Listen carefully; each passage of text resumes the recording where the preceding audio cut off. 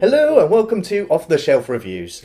I don't know how I'm going to get through this review. And I'm Gary. And today we're going to review and discuss Mysterious Skin, which came out in 2004 by director Gregg Araki. Iain, why don't you give us the synopsis for Mysterious Skin?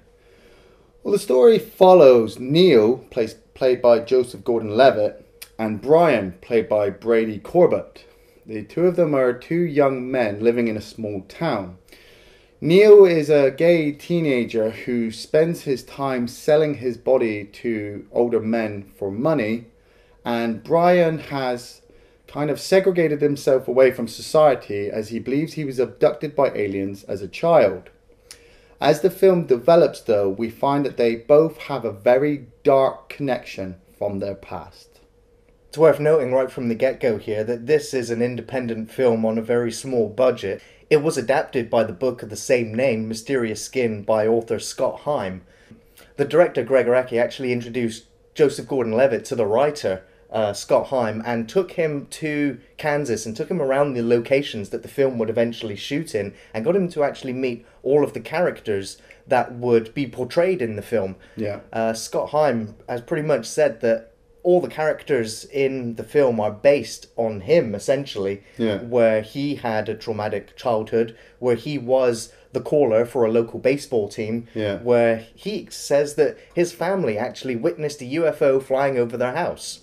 And a lot of these elements would end up in the film, spread out across a couple of characters. Of course, we've already mentioned, we've got Joseph Gordon-Levitt, who is a fantastic actor in his own right. We also have in the supporting cast Michelle Trachtenberg, who, of course, I mostly remember as playing Dawn from the Buffy the Vampire Slayer TV show. Yeah. We also have Elisabeth Shue, who I mainly remember from the Back to the Future films, 2 and 3. Well, Adventures in Babysitting as well. Of course, yeah. And we also have Mary Lynn Rashkub, who, iconic character from 24, she played Chloe and survived a lot more seasons than many of the other characters in that show. And then we also have Brady Corbet, who plays the older version of Brian, who doesn't really have quite a large filmography, except maybe for Thunderbirds. I like Thunderbirds. So what we have here is, a fairly small cast, but they are incredibly... They work incredibly well together. Yeah, while reading up on the notes of this film, I was very surprised that Joseph Gordon-Levitt and Michelle Trachtenberg at this time were actually looking for independent films to star in. And when they came across this, it was not about the money, it was about the performance. It was about giving their character their all. And I just want to say this now before we get into obviously the core of this review and about this film, is that all of the actors in this film are phenomenal. Even the ones that I really fucking hate and want to punch the shit out of, I know deep down inside they are just actors and they are just portraying characters given to them. And that's what I love about film, is that they can make me feel like that. One of the other things I want to talk about as well is the detail. The movie will sporadically jump time. It will start off in the summer of 1981, I think it is. Yeah. And it will end up in the December of 1991. So obviously we've got 10 years there. But over the space of the movie, you'll watch the details of the house and the fashion of their clothes and kind of the music they're listening to and the cars that they drive go over time. And so for an independent movie, they actually took a lot of time to look at the detail and the continuity of this 10-year space. Absolutely. I mean, you want to say attention to detail. There is a jacket that Neil is wearing. It's a Kansas sex wax. They were only literally printed, I think, for American Kansas fraternity that actually had these. And so him wearing one actually goes, wow, they've actually got the location, authentically correct. And it actually just sells you on the believability of the reality of this. Whereas a lot of the film does feel very dreamlike, and you're wondering what exactly is going on, because it can be very hard material to watch and to stomach and to even discuss afterwards. And I'm just going to say it right now. This film is about paedophilia, and it is about child abuse, and it is about a sexual understanding and awakening within two very young boys who deal with this situation in two very different ways. Yes.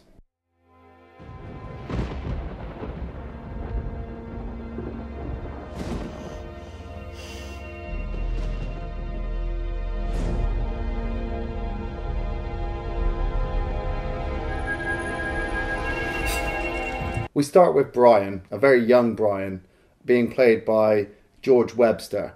And Brian has been found in his basement with a bleeding nose and a completely blank face and has no idea of how he got there. 5 hours of his time is missing.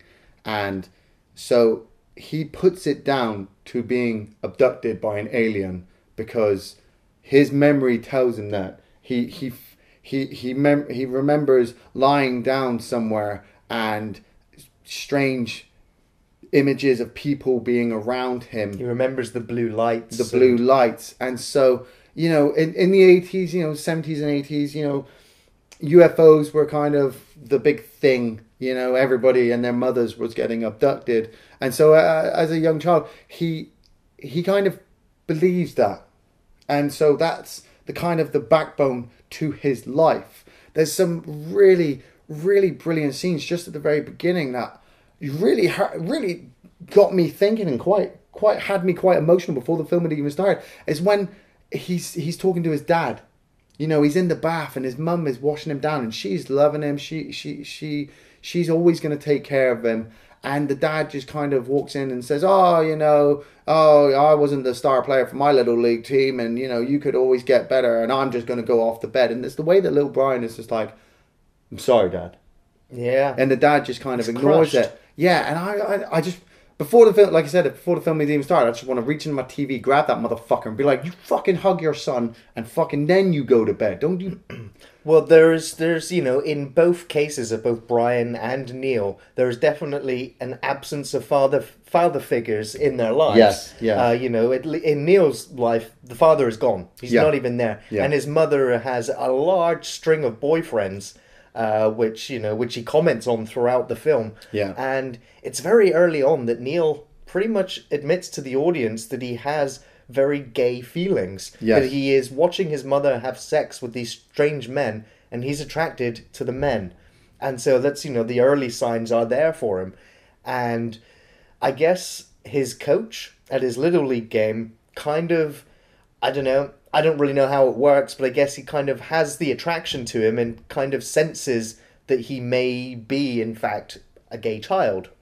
Chase Ellison playing the young Neil, yeah, he portrays this young version of Neil who has seen all these images in his mum's porn magazines of studly men with handlebar mustaches, you know, and he's seen his mum bring back all these different guys, and so the environment that he's grown up in has kind of, I don't know how to word it, changed him, twisted his shaped view. him, yeah. It shaped him, yes. And so when he first sees his Little League coach, and especially when the Little League coach comes like running at him like fucking Baywatch style, you know, Neil is kind of infatuated with him. And again, the absence of the father figure, this sort of filling the void, yeah, it sort of, you know, fills him with the happy feelings.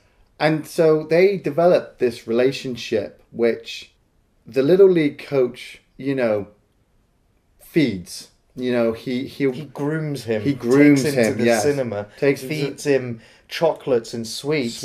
It was, I mean, because I went into this film first time watching it, having no idea what I was getting into, and you know, my alarm bells had already exploded way before this had occurred. And when he took him back to his house, I was horrified about what I was actually watching, and I felt deeply uncomfortable watching this film.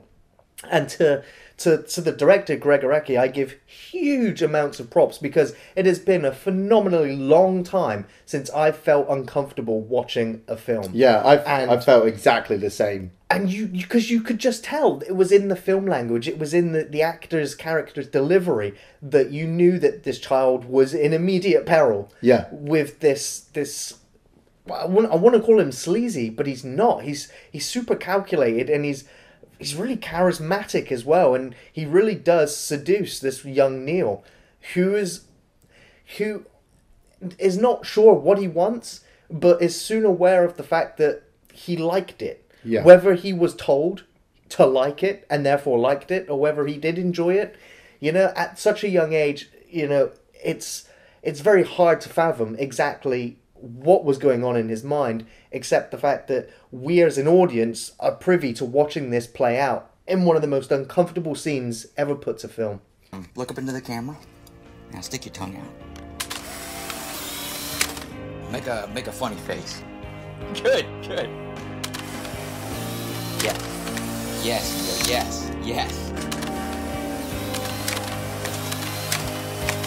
Open your mouth real wide. Yeah, that's perfect. The harshest thing is obviously, like you said, it is a combo. He was looking up to his coach and wanted to make his coach proud. That's why Neil was the star player. The coach groomed him because he knew that Neil would literally do kind of whatever he asked. And we are at that scene where they're in the kitchen and it's all playful. They're just throwing cereal over each other. They're just having a laugh. And then he lays Neil down and he actually says, the actor playing the coach actually says, it's not wrong to kiss someone like this.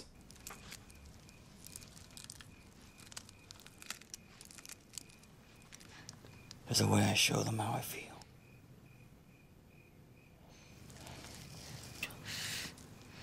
There's nothing wrong with kissing someone like this. Don't ever let anyone tell you that it's wrong.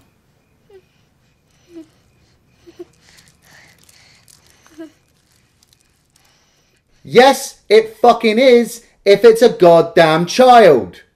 And that's what made me real fucking emotional over this, because, like you said, the director filmed this so brilliantly and edited it so well with the actors. The child actors and the adult actors were actually separated. It seems like they're in the exact same room talking to each other, but they're not. They're not. The child actor is told how he's supposed to feel, and then they film it, and then they go away, and they get the adult actor, and they film his reaction. And you can tell, like you said, there was more sleaziness coming from the adult actor, and it must have been so fucking hard for him to portray that character and know that it was going to go on a large screen for people to see. But I just wanted to fucking rip his goddamn head off. It was that scene when he's got the camera. Oh, God. And he puts his finger in his mouth. Yeah. And starts taking the picture. Yeah. Later on, when he's got the photo book of all of the pictures, and the kid's just like, oh, that one's horrible. And the coach is just like, no, that one's the best one. You're so innocent. It's absolutely, I can understand your vitriol and hatred towards this character, because he is a menace and he is a villain who has incredibly changed Neil forever. Yes. And we then cut many years later and we see Neil, who is now pretty much a prostitute, who's pretty much just, working tricks in the local park. Yeah. He gets to a point where he's in a bar and he's like, I have fucked every single guy in this bar. Yeah. Except for that one guy in the white car in the park. I'll get to him eventually. And it's just like, wow, he's... And the thing is, he doesn't really seem to even be shown to be enjoying sex anymore. It pretty much just seems like a way of life, the way that things just are, and his only source of income. It's like there's a sequence where Wendy, Michelle Trachtenberg's character, and Eric, Neil's friend, are sat in a car and they watch Neil walk over to that white Camaro. And Eric says, oh, but just look at him. It's like he's a god. And it's like Neil knows that. He has been made special, feel special by his coach. And so now older men are going to like him. They constantly compliment him. There's only one scene in the film, which we will get to, that, Neil realizes that not everybody loves him like that. They're using him. They say all these things. Oh, oh, you're so sweet. You're so angelic. Oh, and then then they go and do what they do, and that they have no care. When they take him to sleazy motels and they're telling him exactly how much they're going to pay him, they're not going to. We're going to pay you $50 and that's it, no cent more. You know, there's a scene with Charlie, you know, Deuce fucking Bigelow's dad. I can't remember the actor's name, but his performance as well was even harder to get through because I always loved that actor as a comedian. But then the way he uses Neil in the hotel room and he tells him, oh yeah, I'm a dad, you know, I do all this marketing for the local markets, you know, but we've only got an hour and I'm just going to pay you this money. And then they go at it. And I'm just like, oh. It's, you know, again, it's you know, it's shot, you know, artistically well. It doesn't, you know, there's next to no nudity in the film whatsoever, except for a few shots of Joseph Gordon-Levitt's backside. Yeah. So, you know, there is a lot of sexual material, or lots of sexual content or sexual scenes in the film, which are very well handled, and, you know, leaves it all to your imagination, despite these, you know, sound effects.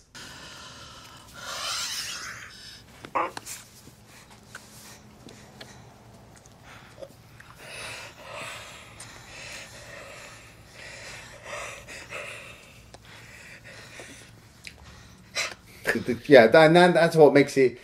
Yeah, that's what even gives more props to the director, is that he had to sit there and rewatch it and then work it to the point where exactly what he imagined or what the readers of the book imagined was delivered on screen. He wanted to deliver exactly what they were trying to do.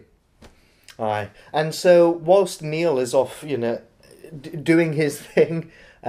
Brian, on the other hand, who's kind of still hooked up on the fact that he's been abducted by aliens and is trying to get to the bottom of it. Yeah. He sat down with his mother, and you soon realise that Brian has sort of become a social recluse, or he's definitely suffering some sort of arrested development where he still feels very much like a child in a teenager's body. And he watches this documentary on aliens and abductions, where he soon is introduced to Evelyn, who explains on the show that she was abducted by aliens. He soon becomes pen pals with her before eventually going to meet her, and they discuss all the horrible things that happen when you're abducted, about being probed and scarred, and she explains to him how his nosebleeds and blackouts are obviously to do with the fact that he's been tracked and monitored and probed.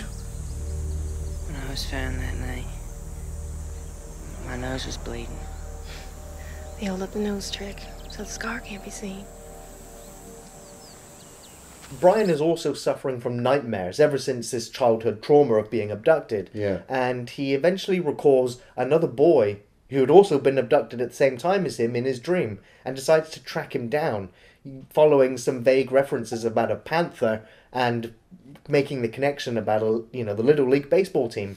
I did love Evelyn's character because, you know, I couldn't fully tell if she'd actually been abducted by aliens. You know, the evidence is difficult, you know, but her telling Brian, you know, go and check this out, go look it up, go reference this, and it's like that scene where he comes and he's got that picture in the frame, and she doesn't care. She just smashes the picture, takes the picture, flips it around, and says, "Look, there's all the names on the back. That's who you're looking for. You're looking for N. McCormick." And so it's like he's been living in that town for all that time, but nobody's even tried to help him. And yet it took somebody who's possibly had the same kind of trauma as him to say, "Look, this is what you fucking need to do to go and find the truth." And so Brian does. He's like, okay, I know who this person is. I'm going to go to this town and I'm going to look up every single McCormick until I find Neil and maybe get some answers. Lo and behold, as fate would have it, the time that he arrives at Neil's house, Neil has left to go to New York to find his friend Wendy and perhaps settle down there, because he explains several times that he is fucked off with this dog shit town in Kansas. He wants out. Yeah. And he does. He goes to New York. And so we're then left, interestingly, with this new blossoming friendship between Eric and Brian. Yes. Which is quite interesting because we have Neil, who is, you know, whether he's gay or not, he is having lots of sex with men. And you have Brian, who is rejecting sex in almost every way. And then you have Eric, who's obviously this very flamboyant gay person who likes to dye his hair, wear black lipsticks, who's sort of emo gay, and who is also not really portrayed or shown to be having any sex in the film either. Well, he at one point he's very much in love with Neil. Yes. But he's warned by Wendy to stay away because Neil does not care about you. And there was a point where I thought, I think it was Brian's birthday, where I thought, is this the turning point for them? Are they going to have a relationship? See, I was questioning that as well, but it was really just what I think has managed to salvage these two characters of Neil and Brian so much is the fact that they have had such sweet people around them to sort of buffer and cushion these really traumatic things that have happened to them. Wendy, played by Michelle Trachtenberg, is just a gorgeous soul. Neil calls her his soulmate, and you can see why, because she's really gentle with him, she's really caring and understanding, sort of has an idea that something dark happened to him. Well, that's it. And warns him of his sexuality. He'd already told her, and she had already been a witness to some of the things he had done when he was a child. That scene was so bizarre and so out of nowhere, and yet sort of absolutely makes sense in the context of these characters. Just so you know what we're talking about, there's a scene where Wendy and Neil as children are walking around at Halloween, and they manage to get hold of a mentally disabled boy, and they convince his friends that they're supposed to take this boy home. So, and instead of taking him home, they take him to Neil's house, get him to lie in the ground, and put fireworks in his mouth. Now, Neil lights the fireworks, and they burn or scar the disabled boy's mouth. And to stop him from telling anybody what happened, Neil sucks him off. When I was little, a man used to do this to me, and you're really gonna like it. There, that's it. That's my boy. Wendy never looked at me quite the same after that night. And sharing this part of myself I'd never shown anyone else ever before. I knew we'd be bound together. Forever. Yeah. Well, just a bit of trivia for you so that you can forget what you've just seen is that the Halloween house used in this film is the exact same interior Halloween house they used in Kill Bill Volume 1. Nice. But yeah, that scene itself, there are a lot of dark scenes in this film. Like we said, but even before Neil goes to New York, there are a couple of scenes where, like, he shows his dick to Wendy, and he says, look, this guy was biting on it. And she's like, you got to be careful. And he's like, I didn't even notice until I'd blown my load. And then before he goes to New York, he says, look, my dick's itching. And he gets Eric to look, and Eric's just like, you've got crabs. You're going to have to get yourself, you've got to be fucking careful. Neil goes to New York, he meets up with Wendy, and he just hangs out in gay bars.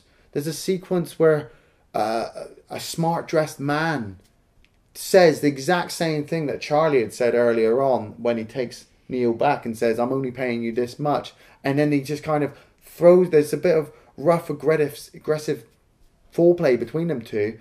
And then the muscular man throws himself on the bed and tells him to fuck my ass with your teenage cock. I shit you not. That's a fucking quote from the movie. I was like, I'll somehow miss Linda Blair all of a sudden. Yeah. Fuck me. Fuck me up the ass with your hot teenage cock. There's the sequence where Neil comes across Billy Drago, who I only recognise. He's another phenomenal actor from films like The Untouchables and Pale Rider, I think it is. And I think his character, I'm not sure, I'm not medically trained, but I think his character was suffering from AIDS. Yeah. And he just wanted to be touched. And I got a strong feeling from that scene that Neil may have had like a future flash. He kind of saw himself like, is this what my future's going to be like? If he's not careful. If I'm not careful. And then later on... Well, just before you jump away from that scene, I just want to point out now, I mean, I don't have any favourite scenes in this film. I have memorable scenes, and that sequence in the film is definitely one of the most memorable. Because, again, it was handled very sweetly. Yes. regarding such such a topic to be portrayed in film, and the actors do such a good job because, when you see him covered in all these sores, you're just like, you don't want to touch him. No. You don't want to go anywhere near him, yet alone get into a bed with him. And so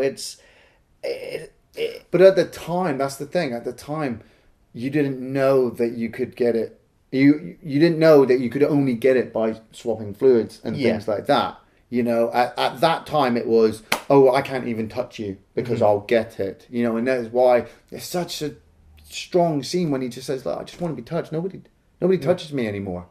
It's really, it's quite an emotionally heavy sequence, not just for Neil, but also for this random character that we're just being introduced to and been shown this way.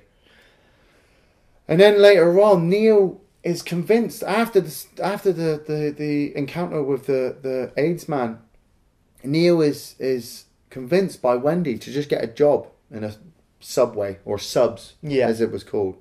And he's walking home from work, and a guy stops his car and says, "You want a lift?" And so Neil, still probably on the high that he's wanted by men, gets into the car with this guy and goes back to this guy's house.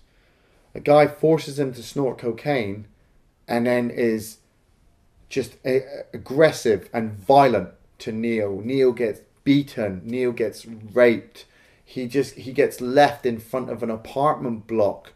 And that alone, on top of every fucking other dark goddamn scene in this film, for me, I was sat there like, the actors are so brilliant, because I want to reach into my TV again. I want to grab that fucking aggressive gay rapist and I want to beat the fucking shit out of him. But you have to keep telling yourself, it's only a movie. They're only playing a part. And that's what I kind of just sat back again, like, just let the film end.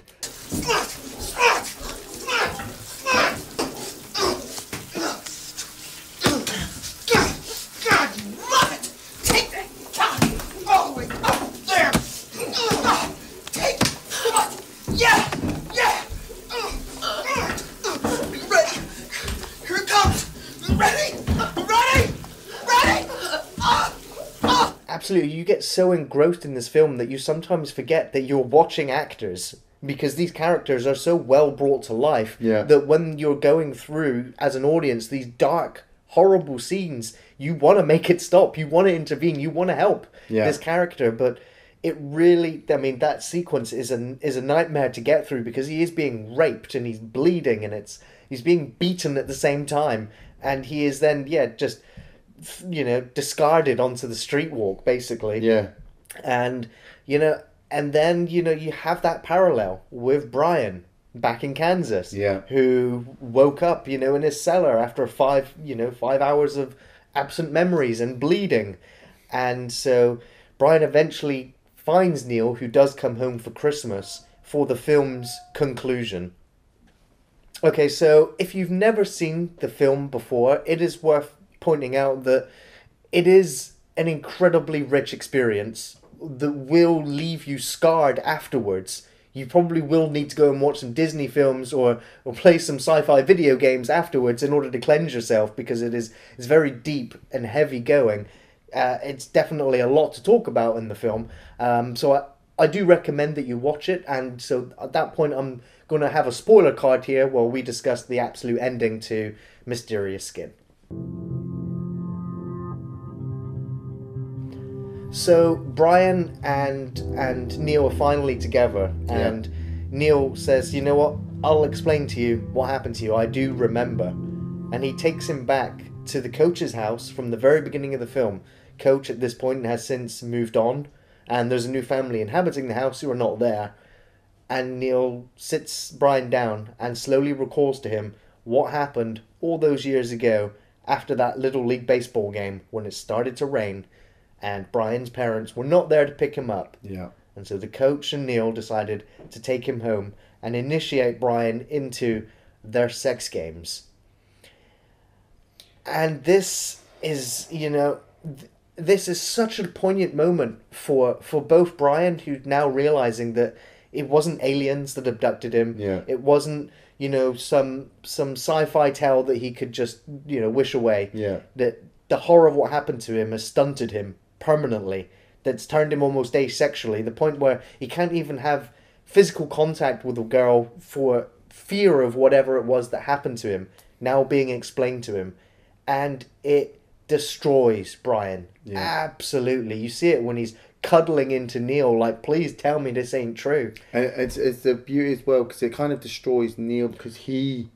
Absolutely. This when Neil sees what happens to Brian when he's breaking down, it's his own realization of how fucked up he is as a result of the exact same encounter. Yeah. It's just that he had a different perspective on it, whereas he told himself he enjoyed it. He didn't really see how wrong and how damaging it was. Yeah. The fact that Neil has spent his entire life trying to replace the coach. Yeah. By finding men of similar build and stature to fill the father void figure.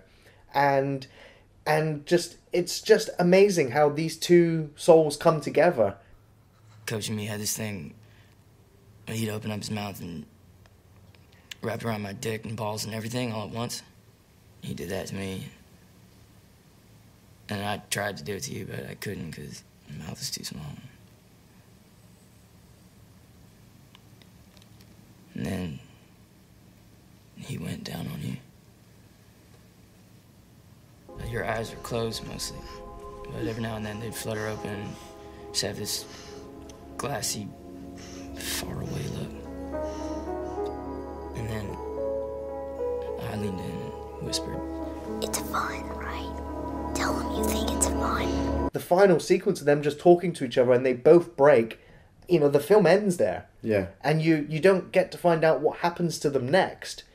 You can only have hope that the two of them will find strength with each other to actually try to heal.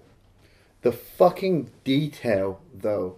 I mean, it was just brilliantly filmed, the way it would flash back to the children with the coach. And then it would flash, and then it would go straight back to adult Brian and Neil. And Neil's describing what they did and how the games progressed. And when you get to that fucking $5 scene, I don't care if you're the most hardcore motherfucker in the world and you've watched every goddamn horror movie out there, when you listen to Joseph Gordon-Levitt explain and describe what a small child has to or would be forced to do to an adult, you fucking want to scream. I wanted to scream. I wanted to vomit. I like I said, I've seen a lot of fucking shit in films, but I always tell myself it's not real. It's a film. It's the blood's fake. The gore's fake. When Joseph Gordon-Levitt is explaining to him, it's not fake. This shit is real. This shit fucking happens on a daily fucking basis. There are people out there who enjoy this kind of fucking shit. And they should all be rounded up and thrown into a fucking meat grinder. He made us fist him. You know what that is?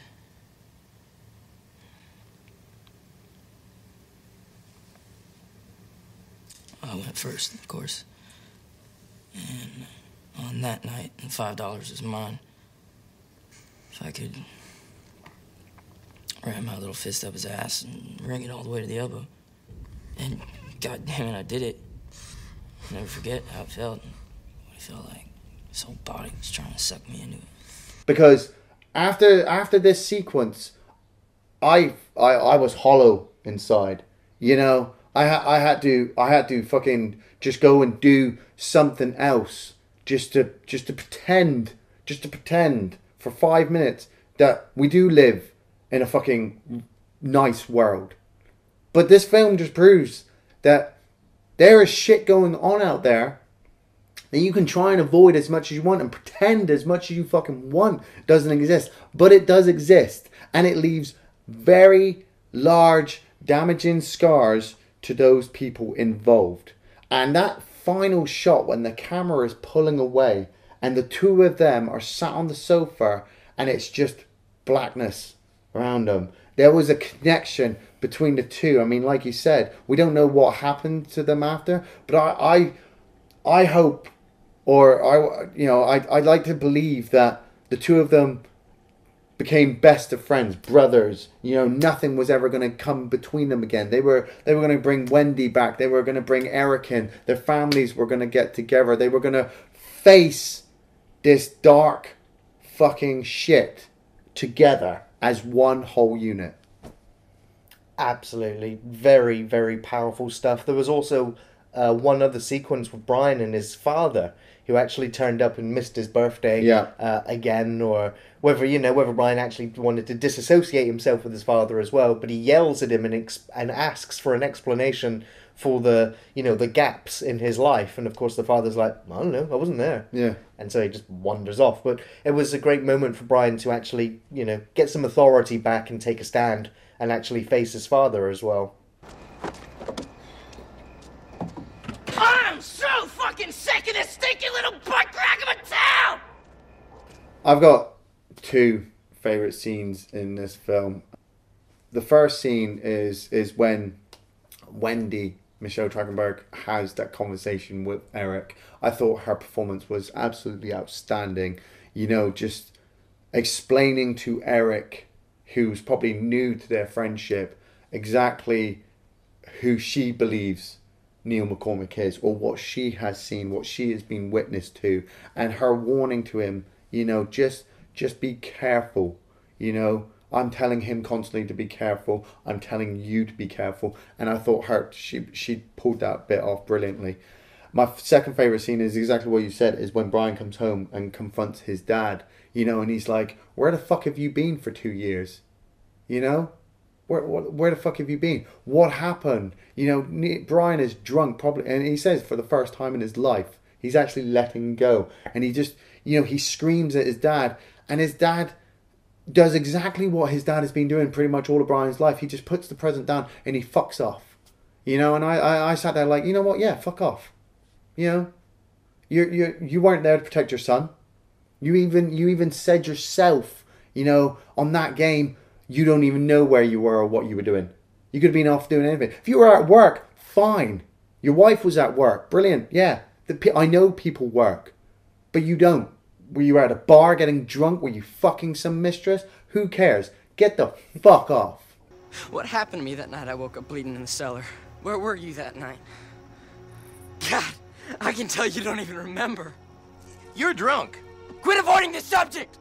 I was bleeding! I kept passing out! I went my fucking bed and you never asked why! And what about that Halloween when I blacked out again? Something happened to me both those nights. What do you know about it? Tell me!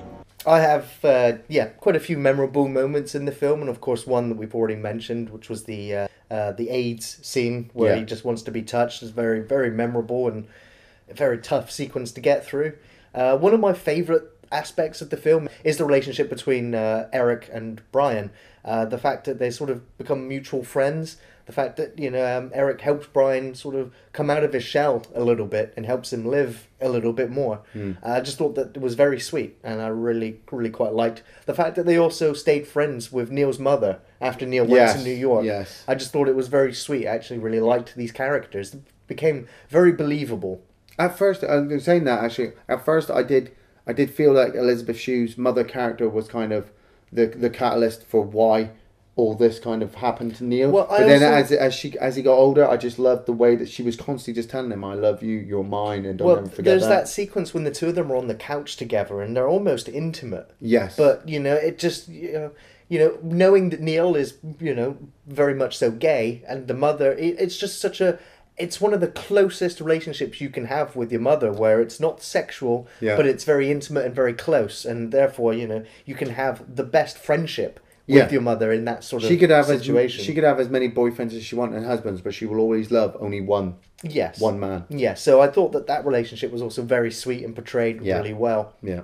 I guess if I had to have a favourite scene, it would be when Neil is calling a baseball game. Or trying to. At the same time, he's being sucked off by some random dude, and he has to keep braking to put a straight face on and actually deliver the next bit of commentary, to which he also does drop the author of the book's name in at one point. I just thought that was a great little moment. It just proves that Joseph Gordon-Levitt is a fucking phenomenal actor. There is there is an interesting sort of topic or discussion to be had here when he rewards a little boy who comes up and retrieves the ball. Yeah. And he's just like, here, have some sweets. And he's just, Neil is a bit of a dick and a bit of an arrogant douchebag to some people. Yeah. Or to a lot of people, he'll just tell them to fuck off. Yeah. Yet this little kid comes up and, he's kind of touches him, rubs the back of his head and gives him extra sweets. And, alarm bells would ring straight away to go, oh, he's going to groom this child, yada, yada, yada.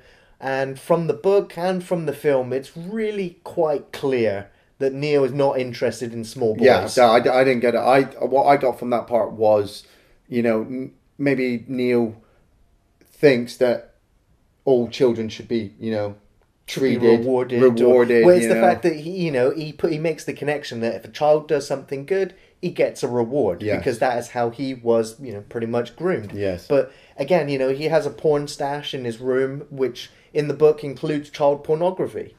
But it's not that he is becoming a pedophile, it's the fact that he puts himself in the child's position, being wanted to be taken by these older men. Yes. So it's the reverse slant to that. Yeah. So I do think that there is still a warped nature to Neil from the obviously from the effects of it. Yeah, definitely. But he still has an innocence in that regard, which is obviously destroyed when he goes to New York. I wholeheartedly recommend Mysterious Skin, and I comes with a massive warning that this is very tough material to get through, and it will take a stern constitution to make it to the end. And I was almost brought to tears by the film's conclusion, by the resolution when these characters talk to each other and reveal what happened to them. It's powerful stuff. This film is, it's incredible. I'd never seen any other Gregg Araki films before, but now that he's sort of appeared on my film radar, I'm definitely going to be curious to check out some of his other films, including perhaps Splendor or The Doom Generation. Definitely, if you want to take a look at the darker side of human nature, have a look at Mysterious Skin. Like I said, I find it difficult to recommend Mysterious Skin. It is certainly not a film for everybody. There are some light moments in this film, but they are fucking overshadowed by a lot of dark shit. The bonuses for this is that the acting is fucking nominal.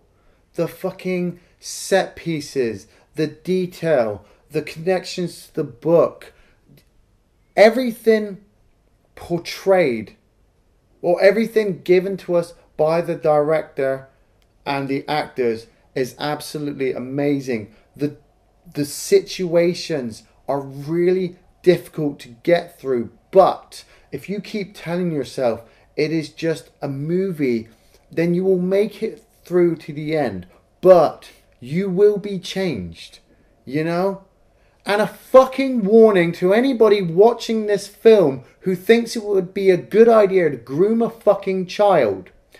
Go to your local railway station, buy yourself a ticket to a place really, really far away. Walk out onto the fucking side, wait for the train to come, and then throw your motherfucking ass right in front of it. Thanks for watching Off the Shelf Reviews.